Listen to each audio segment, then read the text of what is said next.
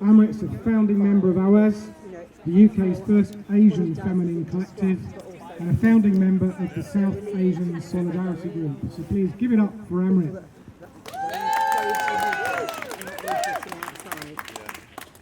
Thank you so much, friends. It's so good to be here with all of you. Now, when we look at this triumphal building behind me, next to the absurd ritual of the horse gods, what it makes me think about is the cruel plunder of colonialism, which hides behind this pomp and show. My country, India, like so much of the global south, was plundered by the British. And Robert Clive, whose statue is up there, is celebrated next door, and he was a merciless asset stripper. And it was he who set up the world's first multinational company, the East India Company. The East India Company was a blueprint of the corporate power we see today. It had its own private army, which tortured and raped and killed all those who resisted, just as the corporates are doing today. Across the world, from India to Ecuador to Nigeria, it left devastation and death everywhere. And like the corporates of today, it had no qualms about dealing with harmful commodities. It imposed crippling taxes on India's people and extracted forced labor, forcing people to grow cash crops and preventing them growing food crops. It created a famine in which 10 million people died, 1/3 of the population of Bengal. After the First War of Independence in 1857, in which people of India of all religions and classes united against the East India Company, the British state took over and ruled directly. They put in place divide and rule policies, the legacy of which we are still seeing in India today under the Narendra Modi's Hindu supremacist fascist regime, which is engaged in genocidal violence against Muslims. Once one of the richest countries in the world, India became one of the poorest. So when they tell us from that building over there that colonialism brought benefits to India and didn't do much for Britain, we know this is a stupendous lie. Utsa Patnaik, the well-known Indian economist, has shown between 1765 and 1938, Britain drained a total of $45 trillion from India, which is 17 times today's British GDP.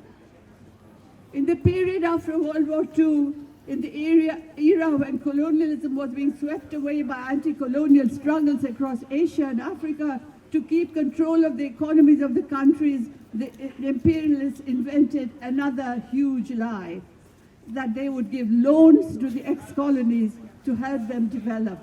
Eventually, these loans led to debts and then conditionalities like austerity and privatization. Each conditionality leading to a further draining of resources and further debts. And the development they impose caused and is continuing to cause untold suffering and climate crises.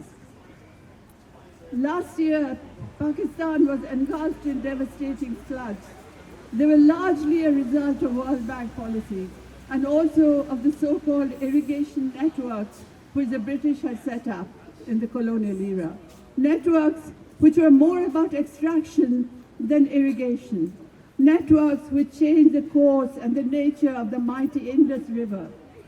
Today, in the neoliberal era with the growing power of finance capitalism, we see a reconfiguring of capitalism and the emergence of a new colonialism, where British banks like HSBC and Barclays, who were deeply implicated in slavery, are now working closely with global corporations, launching wars and shoring up repressive regimes.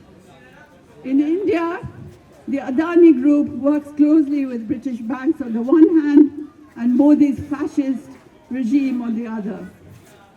Adani has been exposed recently, as you may know, as the biggest fraud in corporate history.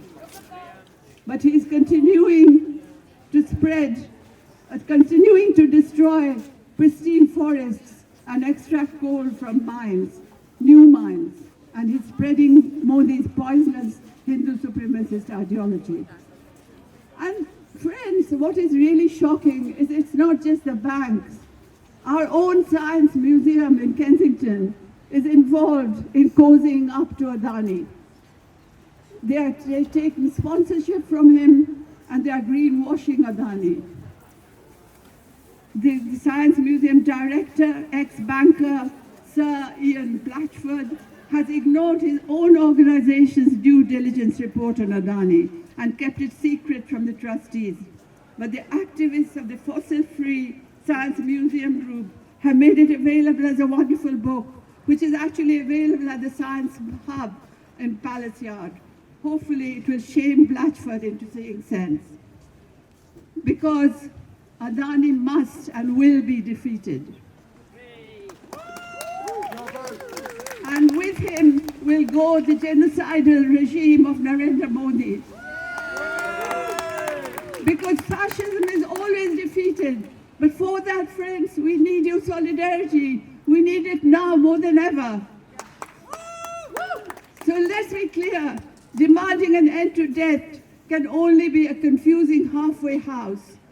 We don't want just debt forgiveness. It means nothing because we don't owe any debts. Justice demands reparations for all the historic and continuing plunder of the lands from the people of the global South. And justice demands that we show our total solidarity with those who are resisting both the corporates as well as the fascist regimes in countries like India. Climate justice is a global issue, inextricably linked with capitalism. It's only by confronting capitalism that we can achieve climate justice.